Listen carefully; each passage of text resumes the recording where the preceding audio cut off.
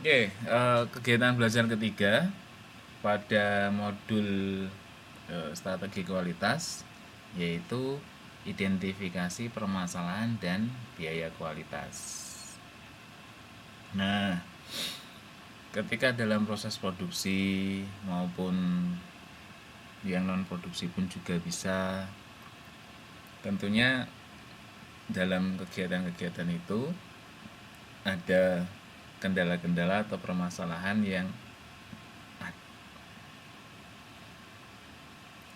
misalkan ini dalam kegiatan produksi, permasalahannya yang ada apa saja, kenapa kok kualitas yang ditargetkan belum terpenuhi.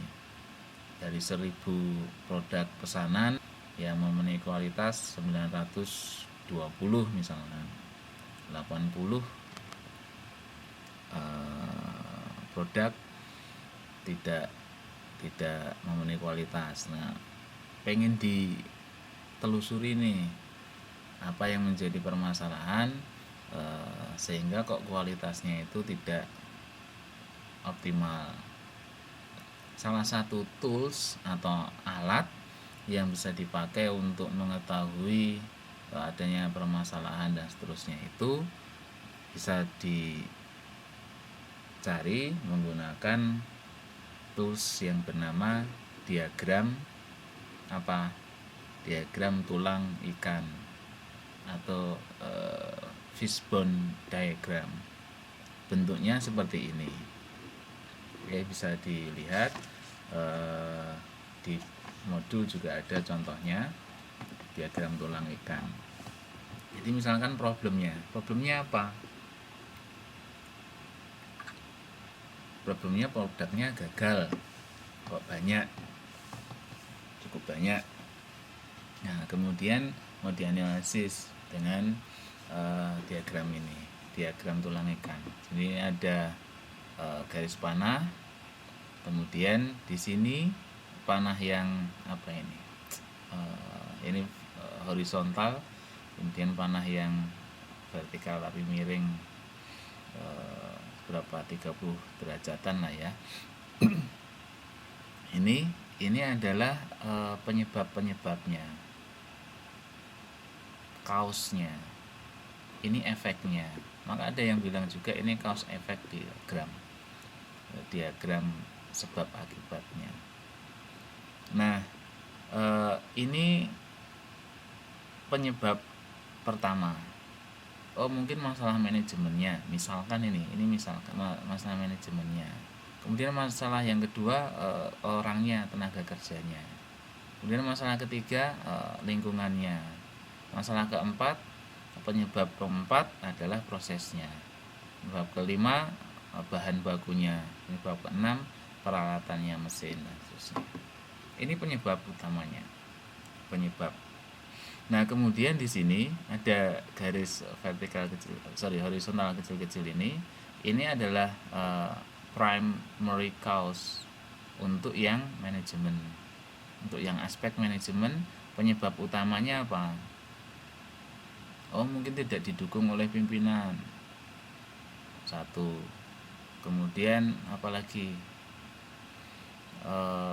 Pimpinannya konflik antara manajer produksi dengan manajer pemasaran, misalkan seperti itu. Nah, kemudian ada panah kecil lagi di sini. Ini apa? Ini secondary cause, penyebab yang sekunder yang menyebabkan adanya primary cause ini, atau keterangan detail dari primary cause. Oke, nah kenapa kok manajemennya konflik? Nah, ini sebabnya ini. Karena pengen mendapatkan jabatan yang lebih tinggi lagi, pengen terlihat misalkan dari sisi manajemennya. Kemudian dari sisi prosesnya misalkan dari sisi prosesnya, ini dari sisi proses, kenapa produk itu kok gagal, ada kecacatan produk yang cukup tinggi. Dari aspek proses, kenapa? Oh, mungkin karena layout layoutnya kurang bagus. Nah, kenapa layoutnya kurang bagus? Mungkin karena ini layoutnya tidak ergonomis, penerangannya kurang, pencahayaannya kurang, sehingga mata cepat lelah jadi kurang awas. Nah, seperti itu sebabnya. Untuk proses apalagi misalkan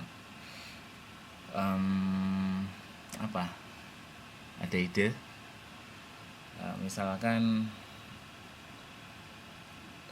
prosedur kerjanya belum baku, belum terstandarkan, sehingga banyak yang berkreasi masing-masing, buatnya tekniknya dengan tekniknya masing-masing, belum distandarkan, mana yang lebih baik, mana yang lebih cepat, dan seterusnya, sehingga waktu prosesnya ini lama, yang pekerja yang sana lebih cepat, yang ini udah lama jelek lagi.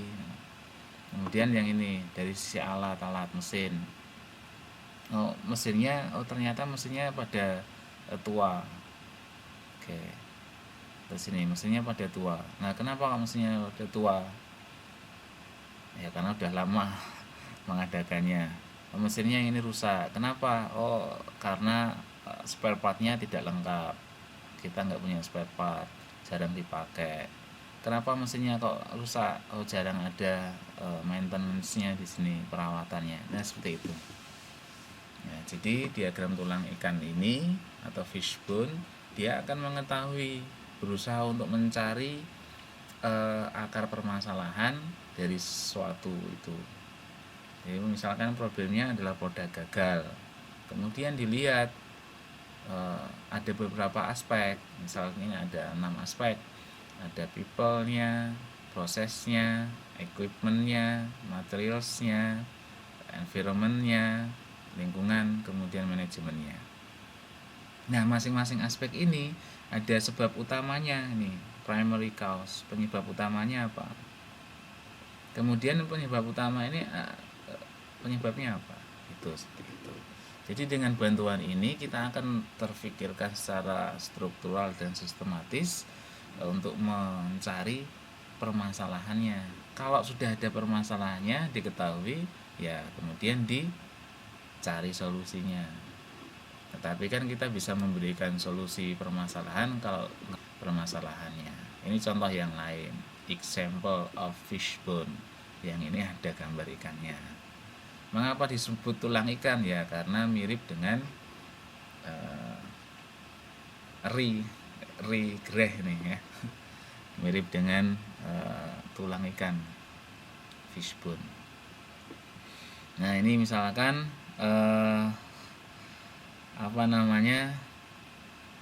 permasalahannya apa ini? Nggak disebutkan kebetulan.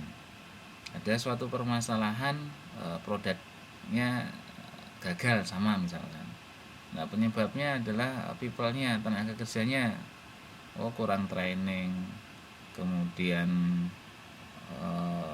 dia kontraknya mungkin merasa kurang bagus, gajinya kurang tinggi sehingga nggak semangat bekerjanya, dan seterusnya. Kemudian IT-nya misalkan IT-nya juga ada beberapa hal yang kurang bagus. Ini kurang bisa terbaca dengan jelas. Atau mungkin dari sisi transportasinya, biaya transportasinya kurang, kemudian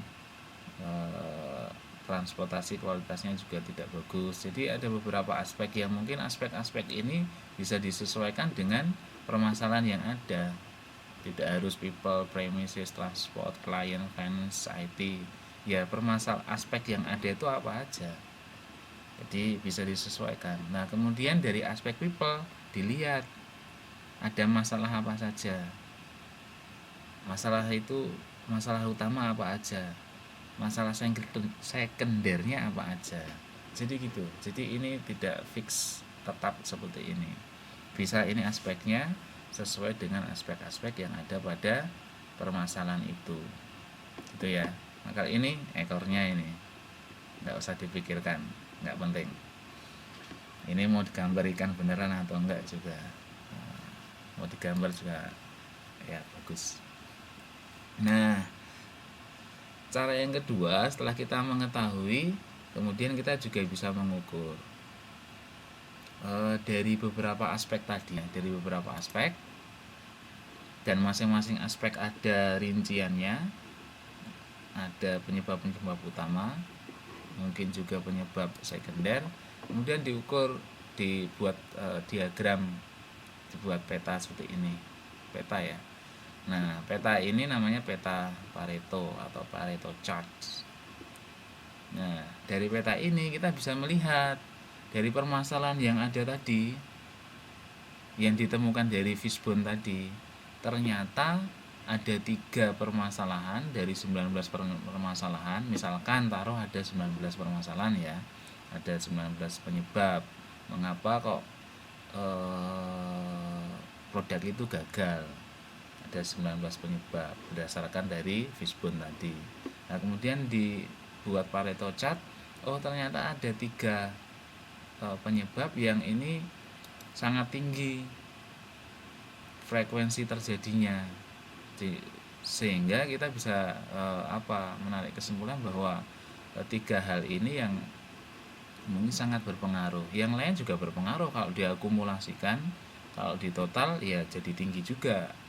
Tapi dari 3 hal ini yang paling tinggi.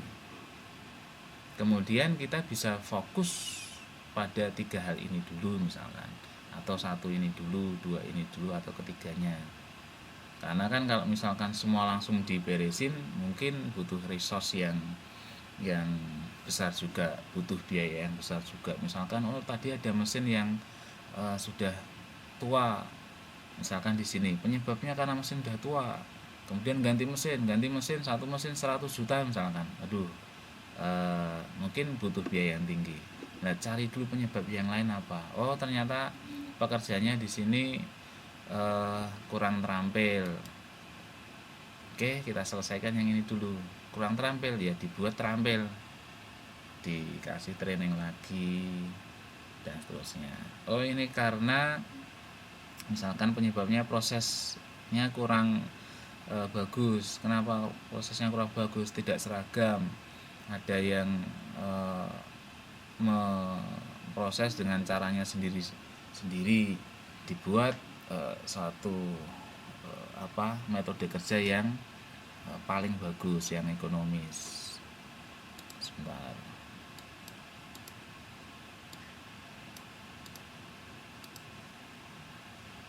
Dibuat studi gerakan, studi kerja, sehingga bisa dibakukan. Nanti bisa diketahui waktu standarnya, kemudian waktu normalnya bisa diketahui. Metode kerjanya juga bisa seragam. Kalau metode kerjanya seragam, kemudian produknya yang dihasilkan juga mempunyai kualitas yang seragam juga, tidak beragam kayak gitu. Nah, itu solusinya. Mana yang mau kita laksanakan dulu? Ya, yang menjadi penyebab paling besar dulu yang kita selesaikan. Itu. Oke. Nah, kemudian dari situ tentunya akan ada biaya kualitas seperti yang tadi itu. Tadi kita sudah membahas bahwa pengendalian bahan baku, pengendalian proses, pengendalian produk jadi, itu ada konsekuensi pada biaya kualitas. Nah, ini peta biaya kualitas, bahwa kualitas itu biayanya bisa terdiri dari biaya penilaian atau appraisal cost. Kemudian juga ada biaya pengendalian, prevention cost. Kemudian yang garis ini adalah biaya failure cost, biaya kegagalan, failure. Nah, failure ini bisa terdiri dari internal maupun eksternal, internal failure dan external failure cost. seperti itu. Jadi kalau di total jadi garisnya yang ini, total cost yang terdiri dari appraisal dan prevention cost ditambahkan dengan internal dan external failure cost. Nih, ini tambah ini dan seterusnya, ini tambah ini. Nah, oke. Ini tentang economic conformance model. Sama, cuman ini berupa bagan bahwa biaya kualitas itu terdiri dari internal external failure seperti tadi yang sudah saya singgung, dan juga appraisal cost dan prevention cost. Prevention cost itu apa? Prevention cost itu biaya yang digunakan untuk mencegah supaya produk itu tidak gagal, produk itu tidak cacat. Jadi ada suatu kegiatan-kegiatan yang dilakukan supaya produk itu produk itu tidak gagal. Nah, kegiatan-kegiatan itu butuh biaya. Nah, pembiayaannya itu nanti masuk dalam komponen biaya prevention cost. Kemudian appraisal cost ketika proses produksi dibutuhkan suatu penilaian. Penilaian ini berupa apa saja? Misalkan inspeksi produk setengah jadinya, atau mungkin inspeksi bahan bakunya, ini sudah bagus atau belum, sesuai dengan permintaan atau belum. Nah, adanya penilaian ini ya butuh cost, butuh biaya, namanya appraisal cost.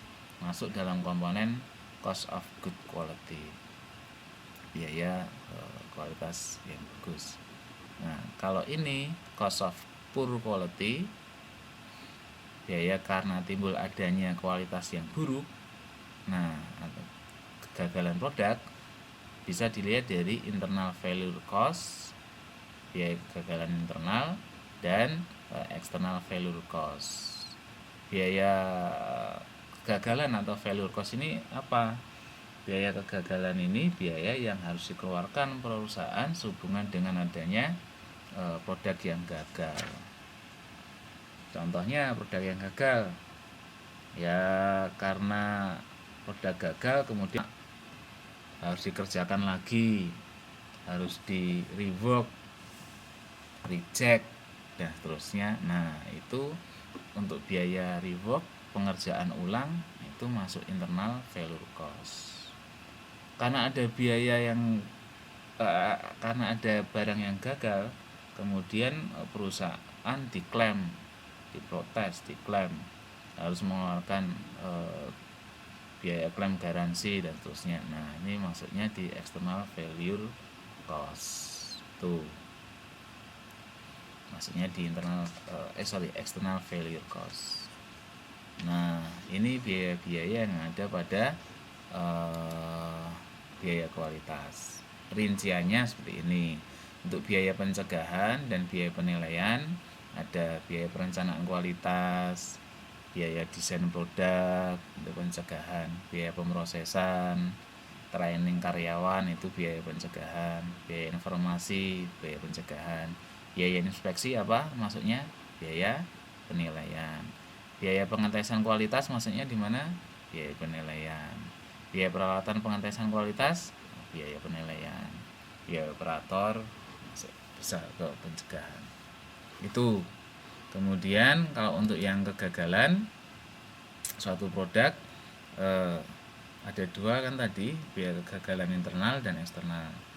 Kegagalan internal misalkan biaya afwal, kemudian karena rusak harus dikerjakan ulang. Kalau garment istilahnya dipermak, diperbaiki. Nah, ada biayanya lagi karena harusnya udah selesai, operator ngerjain lagi. Nah, jadi akan ada biayanya itu. Ada biaya kegagalan proses, waktu perbaikan, penurunan kualitas, dan seterusnya. Kemudian untuk kegagalan eksternal karena ada komplain, ada biaya komplain pelanggan, produk kembali, transportasinya tanggung misalkan. biaya kehilangan pelanggan, klaim asuransi dan seterusnya. Ini adalah biaya-biaya yang timbul karena kalau bisa memang jangan sampai produk itu gagal. Jangan sampai ada di sini. Maka di sini yang dilakukan dengan ketat. Mungkin butuh biaya yang cukup tinggi di sini, oke. Tetapi produk yang dihasilkan bagus. Prevention cost mungkin butuh training karyawan karena untuk meningkatkan keterampilan skill dari karyawan, ya butuh biaya, oke. Tapi itu bisa membantu untuk mengurangi mengurangi kegagalan produk. Tuh. Maka ada istilah di perusahaan-perusahaan itu, kalau kita main kunjungan industri ke suatu industri, ada zero defect, tidak ada produk cacat. Kalau di perusahaan garment pernah saya lihat itu zero permak, jadi tidak ada permak, semboyannya gitu. Jadi dipasang kayak semboyan, ya memang semboyan, kayak poster. Nah, poster besar diletakkan di area produksi, zero defect, zero permak dan seterusnya, untuk mengingatkan dan memberi semangat kepada semuanya supaya tidak terjadi banyak kegagalan. Oke, kemudian kelompok belajar keempat, kegiatan belajar 4, yaitu penentuan kualitas produk. Kalau ada pertanyaan nanti silakan ya dilayangkan saja. Nah, penentuan kualitas produk itu seperti di bahasan modul pertama dulu kita pernah bahas, ada 2 jenis produk, yaitu produk yang berwujud dan produk tidak berwujud, tangible dan intangible.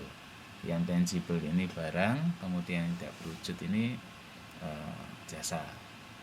Nah, untuk menentukan kualitas suatu produk, barang maupun jasa, ya kita harus mengetahui dulu, itu jelas. Kemudian setelah itu dalam menentukan strategi, dalam menentukan kualitasnya, kita juga harus menentukan strategi pasar yang kita mau sasar itu siapa. Kita mau memasarkan produk kita itu ke siapa. Nah, kita harus menentukan strategi segmentasinya dulu. Jadi segmen pasar siapa yang mau jadi konsumen kita, sehingga kita bisa menentukan kualitas produknya seberapa. Untuk produk yang dikonsumsi anak-anak dengan yang orang dewasa, laki-laki maupun perempuan, golongan kaya, golongan menengah ke bawah dan seterusnya, akan beda kualitas produknya, terutama segmen ekonomi. Nah, strategi segmentasi ada 3 yang ada di buku itu. Yang pertama adalah undifferentiated marketing. Jadi dia tidak membedakan kelompok pasar yang ada. Jadi strategi marketing di mana dia tidak membedakan, undifferentiated, kelompok pasar. Jadi tidak dibedakan. Sehingga gimana strateginya? Dia menghasilkan produk yang sama untuk seluruh segmen pasar. Produknya sama, pelayanannya juga sama. Seluruh segmen, entah laki-laki, perempuan, anak, dewasa, remaja, orang sangat kaya, orang biasa, dan seterusnya. Ada kelompok-kelompok pasar itu kan, segmen-segmen pasar itu. Dan kemudian yang kedua, differentiated marketing. Jadi dia memberikan pelayanan yang berbeda kepada konsumen yang berbeda berdasarkan masing-masing segmen yang ada. Oke, misalkan dilihat dari segmen ekonomi, ada masyarakat itu yang sangat kaya, kemudian yang menengah, kemudian yang tidak punya misalkan.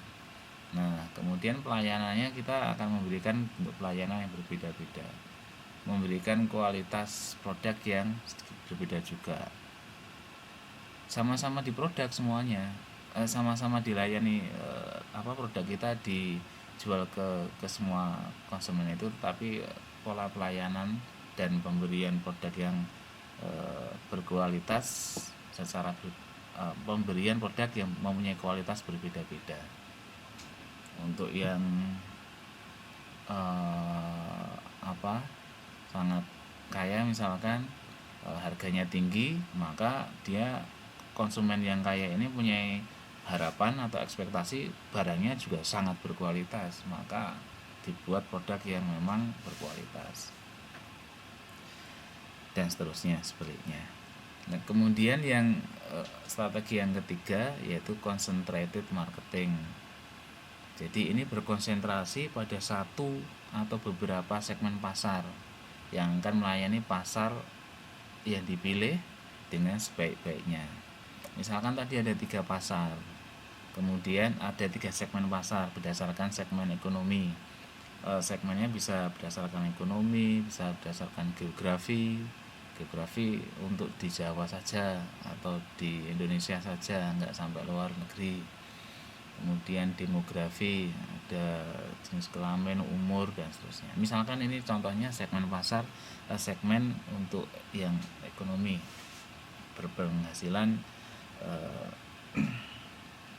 tinggi, menengah maupun rendah misalkan. Nah, Anda memilih pada segmen ekonomi menengah, tengah-tengah, tidak yang sangat tinggi maupun yang sangat rendah.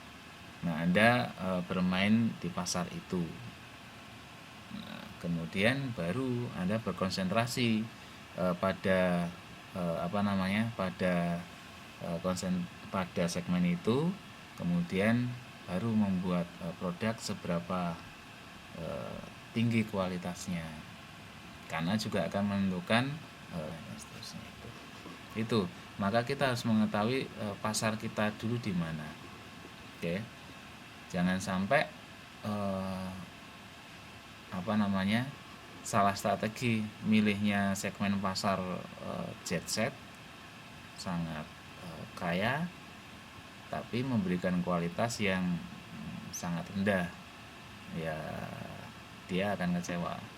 Bukan berarti kemudian kalau kita memproduk untuk orang menengah atau ke bawah kemudian tidak memberikan kualitas yang baik, tidak. Ya tetap kita memberikan kualitas yang baik juga. Tetapi kalau kita membagi kualitas ada kualitas 1, 2, 3 dan seterusnya, ya itu bisa ditempatkan pada kualitas yang terbaik, tetapi tetap sesuai dengan standar kualitas yang ada. Nah, jadi setelah mengetahui strategi segmentasi, kemudian kita menentukan kualitasnya. Ketika kita mau menentukan kualitas, harus kita mendesain kualitas, kita harus melihat atribut kualitasnya. Atribut kualitas itu ada apa aja?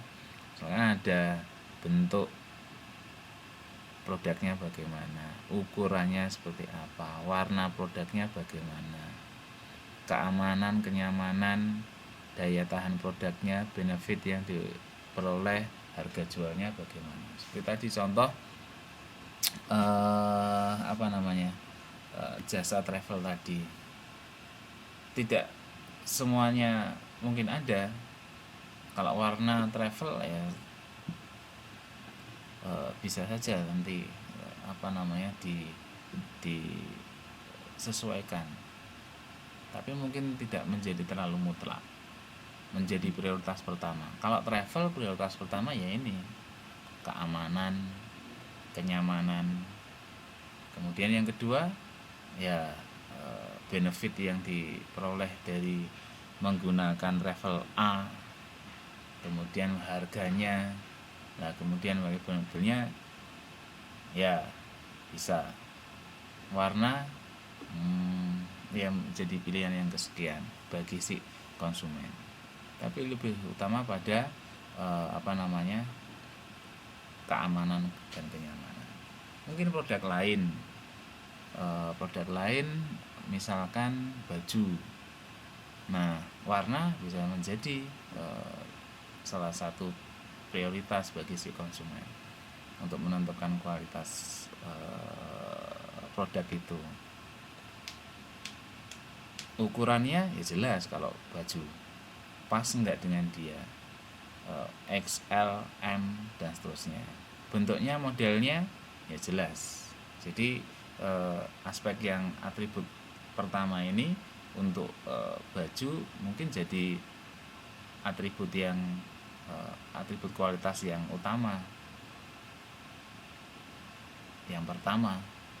Tapi mungkin untuk travel bisa menjadi yang kedua, ketiga, seperti itu. Kemudian untuk baju, keamanan enggak terlalu, kenyamanannya yang pemakaian iya, kalau keamanan malah mungkin enggak. Daya tahan, seberapa lama baju itu awet ya, tetapi pada umumnya lebih memikirkan yang ini dulu, modelnya bagaimana, ukurannya pas atau enggak. Ini jadi pemikiran yang kesekian biasanya. Oke. Kemudian benefit yang diperoleh, dari brand ini akan meningkatkan pride kita misalkan. Ya, mungkin ada yang seperti itu.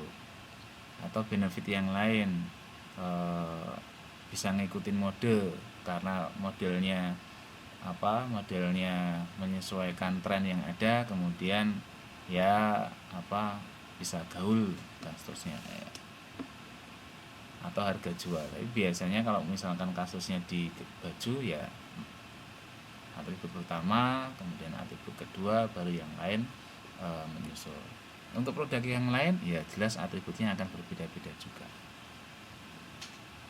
Oke, itu. Nah, ada pertanyaan silakan. Jadi untuk materi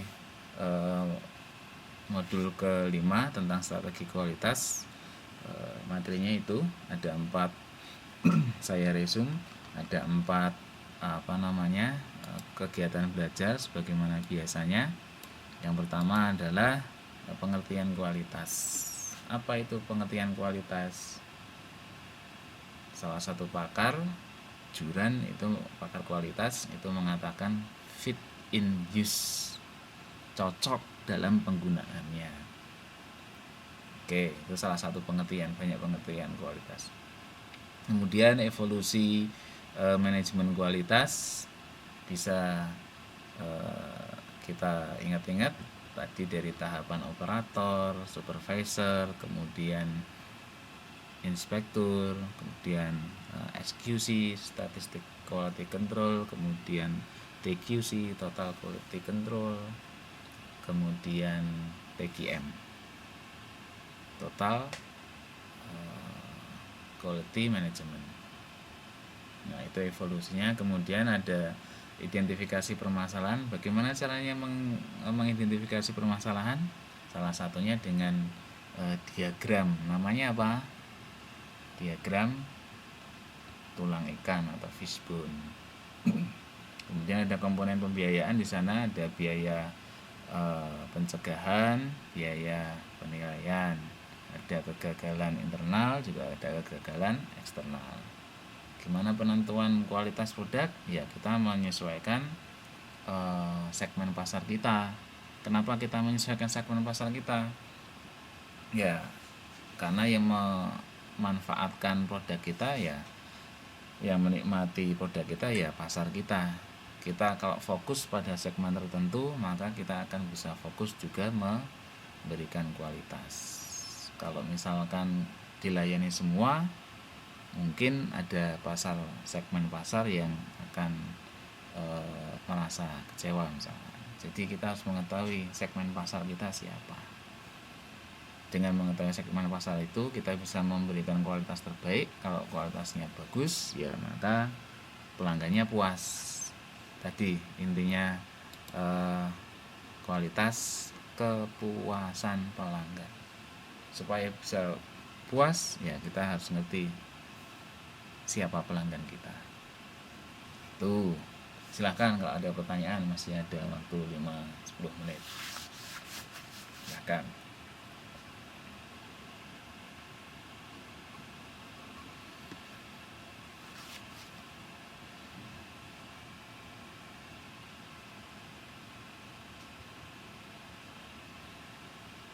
Tidak ada?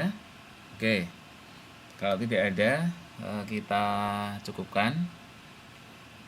Kita ketemu lagi minggu depan, hari Kamis, ya, hari Kamis di jam yang sama, jam 8 sampai selesai di modul yang ke-6.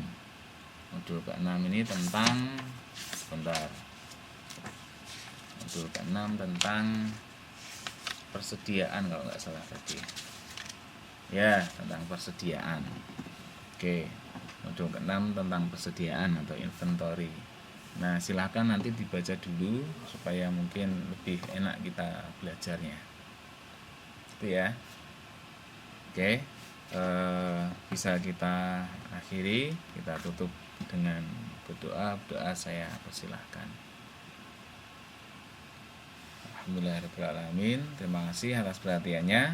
Terima kasih sama-sama teman-teman semua, Mbak Muji, Filia, Mbak Adel, Mbak Ernawati, Mbak Yulis, Mbak Suhartini, juga Mbak Yunita. Terima kasih semuanya. Ketemu lagi minggu depan insyaallah. Assalamualaikum warahmatullahi wabarakatuh. Sama-sama.